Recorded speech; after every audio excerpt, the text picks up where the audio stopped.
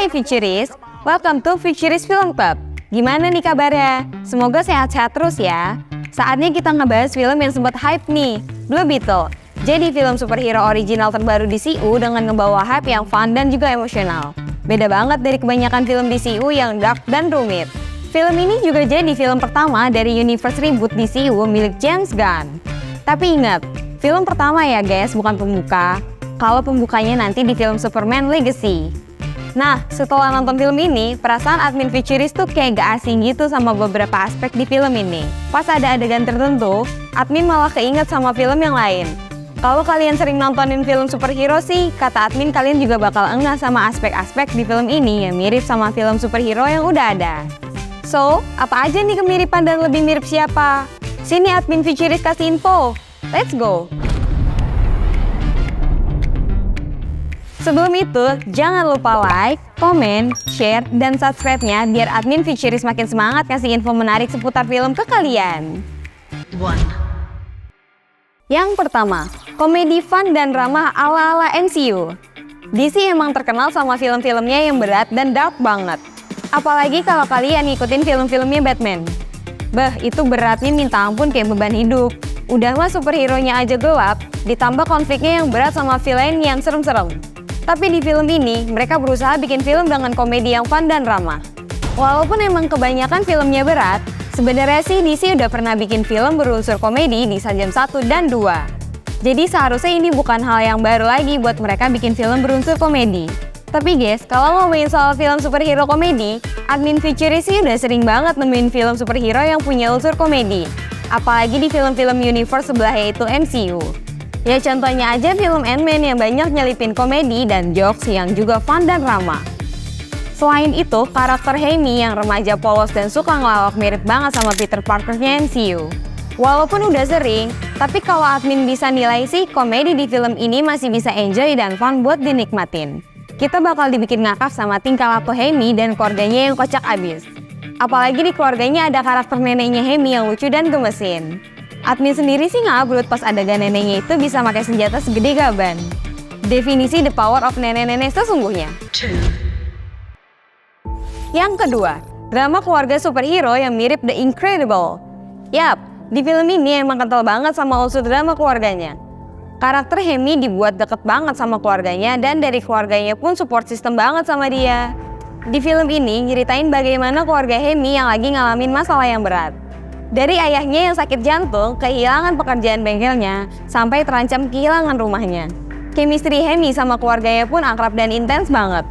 Apalagi chemistry-nya sama sang ayah yang sering banget ngasih kalimat-kalimat bijak buat jadi penyemangatnya. Dari chemistry-nya itu, ngebuat kematian ayahnya yang jadi hal berat banget buat dia. Admin pun juga dapet gitu feel sedihnya pas kematian ayahnya. Dari drama keluarga yang ada di film ini, admin pun jadi keinget sama salah satu film animasi superhero bertema keluarga yang udah ikonik banget, yaitu The Incredible. Kalau The Incredible sih bukan cuma satu anggota keluarga doang yang jadi superhero, tapi satu keluarga. Jadi bener-bener saling support banget dengan kekuatannya masing-masing. Sama banget di keluarga Amy yang nge-support Amy. Cuma bedanya mereka nggak punya kekuatan super. Dari kedua keluarga itu sama-sama saling nolongin satu sama lain.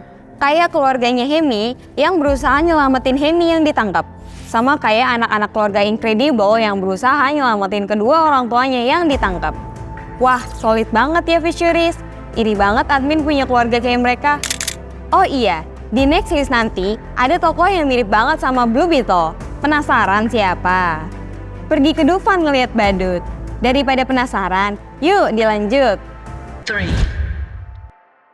Yang ketiga, perkembangan karakter Amy yang mirip Peter Parker. Nah, jujur sih, kalau admin bisa lihat perkembangan karakter dari Amy ini mirip banget sama yang dialamin sama Peter Parker alias Spider-Man. Banyak banget nasib Peter Parker yang dialami juga sama Amy. Dimulai dari karir kehidupannya setelah lulus kuliah, di mana kedua tokoh tersebut ngalamin kesulitan pas nyari kerjaan setelah lulus. Peter yang setelah lulus hanya dapat kerjaan jadi tukang antar pizza dan wartawan yang gajinya nggak seberapa. Sementara Amy juga hanya dapat kerjaan jadi tukang bersih-bersih rumah. Tapi beda cerita sih kalau punya orang dalam. Waduh. Next, selain dari nasib karirnya, keduanya juga punya nasib sama soal keluarga.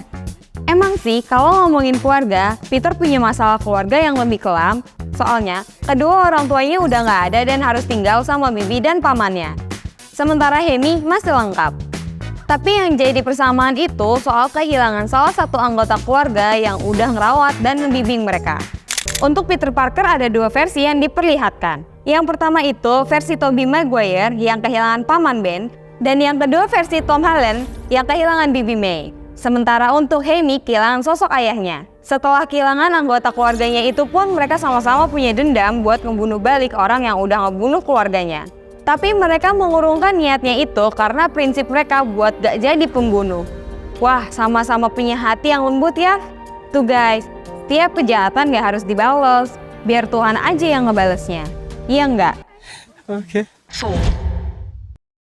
Yang keempat, nambah lagi list superhero remaja yang polos. Yap, lagi-lagi film superhero bertambah lagi nih stok tokoh superhero remaja. Dalam film ini, Hemi diperkenalkan sebagai remaja yang baru lulus kuliah.